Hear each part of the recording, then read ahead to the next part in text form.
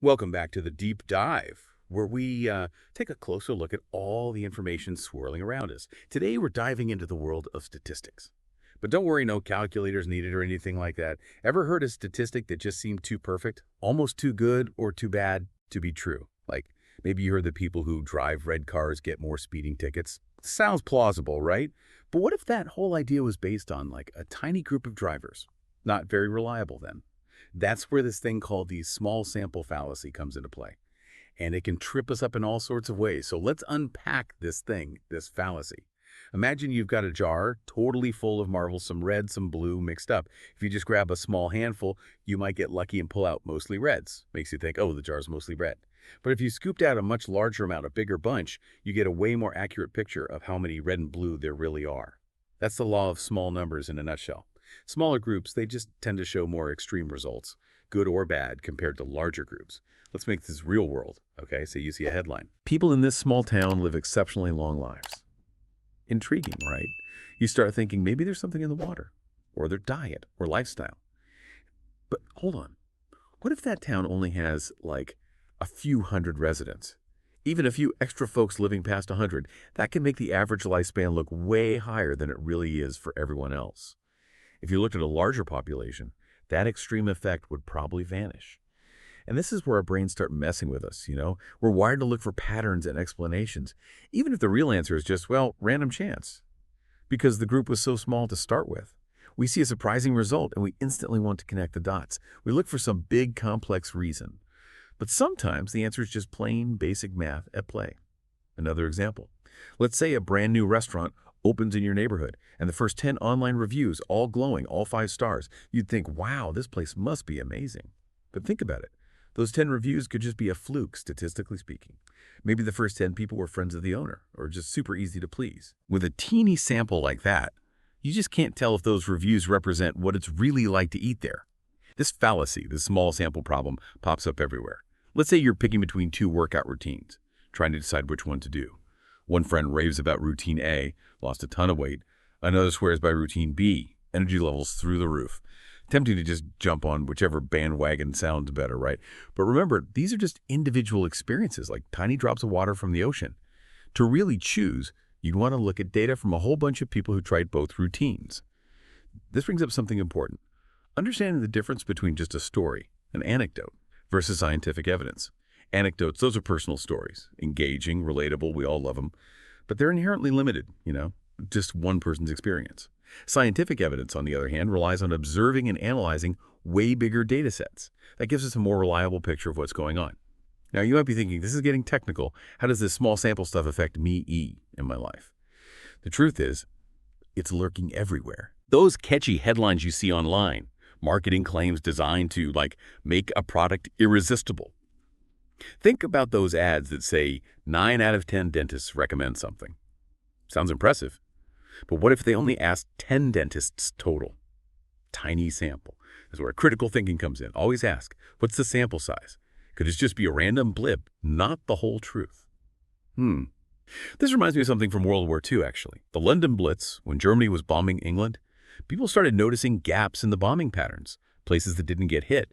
The theory was those gaps must be where German spies were living. They fed information back to avoid bombing their own people. Compelling story, right? But statisticians later figured out that those gaps, totally normal. Just what you'd expect in a random bombing pattern. Randomness, it doesn't mean everything's perfectly spread out. You get clusters and gaps just by chance. Like if you flip a coin 10 times, you're not always going to get exactly 5 heads and 5 tails. Same idea with the bombs. A small sample can make it look like there's a pattern. It's really just random. So we got this constant tension. Our brains want to find explanations, but statistics can be counterintuitive. We crave those aha moments, uncovering a hidden cause. But sometimes the answer is way simpler. Just random variation, nothing more. And that's where this small sample fallacy can lead us astray. Okay, so we've seen how easy it is to get swayed by small samples. But don't worry, there are ways to avoid these statistical traps. And that's what we'll be getting into next. Okay, so how do we, get better at understanding statistics in our daily lives? How do we avoid these small sample traps and make smarter decisions? Well, one key is this idea of statistical significance. See, in the world of stats, larger samples are just way more likely to represent what's really going on. It's like dipping your toe in a pool versus diving in head first. You get a much better sense of the water temperature when you're like fully immersed, right? Think of it this way. You flip a coin 5 times. You get 4 heads. Seems like a big deal, right? Like, whoa, this coin's biased. But if you flip that same coin 100 times, those extra heads will get balanced out by more tails, and the ratio gets closer to 50-50. The bigger the sample, the less likely it is that those random ups and downs will really mess up the results. So anytime you see a statistic, don't just take it at face value. Gotta ask, how many people were in the study? Was the sample size big enough to give us a real picture? All right, if it's small, proceed with caution.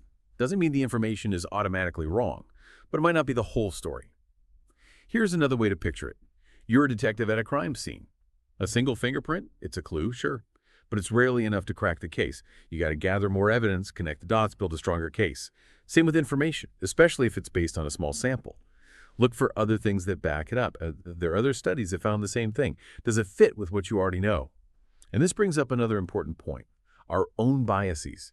They can make us even more susceptible to the small sample fallacy. We love information that confirms what we already believe, even if that information isn't all that solid. Say you're a big fan of a certain political commentator. You might be more likely to, accept what they say, even if their claims are based on cherry-picked data, just little snippets that support their point. It's like wearing rose-colored glasses, everything seems rosy, even if the reality is more complicated. Same thing goes if we have a strong negative bias against something. We might just dismiss any positive information, no matter how well supported it is. We're just not open to it. So how do we fight back against these biases? Well, step 1 is just being aware of them, recognizing that we all have preconceived notions, and those can totally affect how we process info. Next, actively seek out different points of view. Don't just read stuff or watch news that agrees with you. Challenge yourself to consider the other side, the opposing viewpoints, and really look at their evidence. You might not agree in the end, but you'll get a more nuanced understanding of the whole issue. Remember, critical thinking isn't about being cynical or shooting everything down. It's about being open-minded, but also discerning. It's about asking questions, digging deeper, and not just accepting easy answers. Let's go back to those online reviews for a sec. Say you're looking for a new coffee maker, and you find one with 5 amazing reviews, all 5 stars. It's tempting to just click buy now, right? But before you do, just pause and consider. Are those 5 reviews really representative of the whole picture? Or could it be a fluke, just a few really happy people out of, a much bigger group? Instead of relying on just those initial reviews, look around. What do professional reviewers say? Are there forums where people talk about their experience with different coffee makers? The more data you get, the more confident you can feel about your decision. This applies to health and fitness stuff too. Let's say there's this new diet, promises crazy weight loss super fast. You see testimonials, people claiming to have lost tons of weight in weeks. It's natural to get excited about quick results, but remember the small sample thing. Ask yourself, were those people already pretty fit to start with? How many people tried this diet and didn't get those results or even had bad side effects? A handful of success stories don't mean it works for everybody or that it's safe. So instead of jumping on the bandwagon, do your research. Talk to doctors or nutritionists. Look for studies that have looked at the diet's long-term effects. Your health is way too important to base decisions on just a few anecdotes or fancy marketing. This small sample fallacy, it's a powerful reminder that we got to be careful about jumping to conclusions from limited data. Our brains love to find patterns and make connections, but sometimes those connections are just an illusion. And this isn't just about avoiding bad purchases or falling for ads. It's about being smarter citizens, being able to understand complicated issues and make good judgments based on solid evidence. So as you're out there taking in all this information, remember the key takeaways. Be wary of those crazy headlines and attention-grabbing claims, especially if they're based on small numbers. Always ask, what's the source? How do they get this data? Is the sample big enough to really mean anything? And most importantly, remember that critical thinking is like a muscle. You got to use it or you lose it. The more you practice questioning assumptions, evaluating evidence, and looking for different perspectives, the less likely you are to fall for the small sample fallacy and other mental traps that can, mess with our thinking. Okay, so we've talked about how this small sample thing pops up in everyday life, right? Online reviews, health claims, even those wartime stories. But it can also have a big impact on stuff like, education, social policy even, big decisions. Let's say there's a study about education, right? And it finds that kids in smaller classes, they do better academically. scores go up. You might think, okay, got to make classes smaller everywhere. That's the answer. But hold on. Before we go spending all this money and changing everything, got to think about the sample size and any other things that might be affecting those results. It's not always simple. What if that study, that smaller class study, only looked at like a few schools? And what if those schools were all in wealthy areas? Maybe they already had more resources, better teachers, regardless of how many kids were in the room. To really know if smaller classes are the key, you need way more data. From all sorts of schools, rich and poor, different parts of the country, the whole picture. Same idea with crime, right? You see a news report, focuses on one neighborhood, high crime rate, and they're saying, we need tougher policing here. But what if that neighborhood is really small?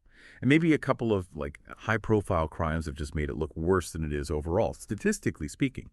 To actually prevent crime, you got to look at crime data from a wider area. And think about all the factors, not just how many cops are on the street. Poverty, jobs, social services, all that stuff matters too. Focusing on just a small sample can lead to bad decisions, solutions that don't really fix the problem. Here's a big example. This one really shows how important sample size is.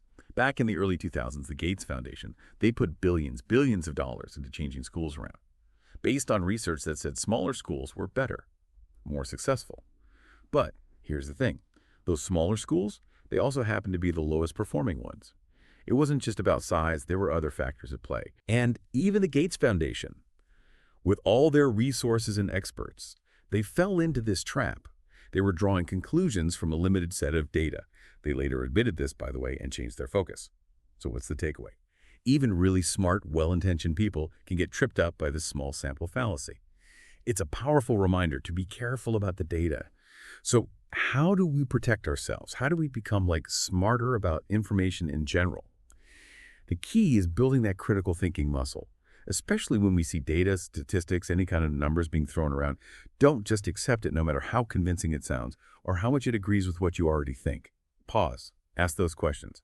What's the sample size? Could this just be random? Was there any bias in how they collected the data? Are there other studies that say the same thing or something different? You got to be like a detective putting the pieces together. One clue, even a juicy one, it's rarely the whole story. You need multiple pieces, examine them closely, see how they all connect. That's how we should approach information too. We're bombarded with data these days. It's everywhere. Easy to get overwhelmed. But if we understand the power of statistics and we recognize how those small samples can trick us, we can navigate this world of information better. We can filter out the noise, make smarter choices, and not get fooled by those statistical illusions that are out there. So next time you see a statistic that seems too good to be true, remember what we've talked about today. Ask the questions. Dig a little deeper. And watch out for those hidden traps in the data. Well, that wraps up our deep dive into the small sample fallacy. I hope you found it useful, gave you some things to think about. Remember, knowledge is power, and understanding how statistics really work, it can help us make sense of the world and avoid those common mistakes that can really trip us up. Until next time, stay curious.